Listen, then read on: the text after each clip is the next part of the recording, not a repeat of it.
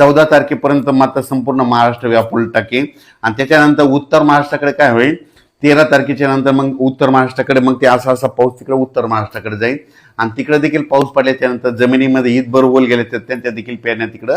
सुरू होतील आणि त्याच्यानंतर शेतकऱ्याला सांगत होतो की 16च्या नंतर 15 जूनच्या नंतर काय होणार आहे की पुन्हा नंतर सरीव सरी चालू राहतील मोठा खूप पाऊस पडणार नाही सरीव सरी येत राहतील म्हणजे अशा पाऊस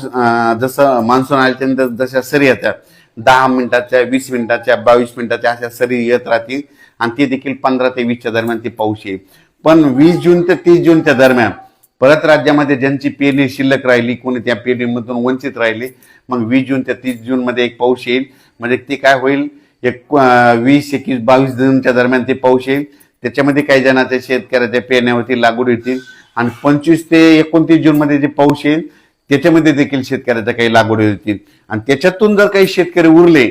तर 10 जुलै ते 15 जुलैमध्ये एक पाऊस येणार आहे 10 जुलै ते 15 जुलैमध्ये दरवर्षी महाराष्ट्रात पाऊस पडतो आणि त्याच्यामध्ये राहिलेल्या ज्यांच्याकडे वापसा नसली त्यांच्या पेरण्या होतील म्हणून हे अंदाज लक्षात यायचा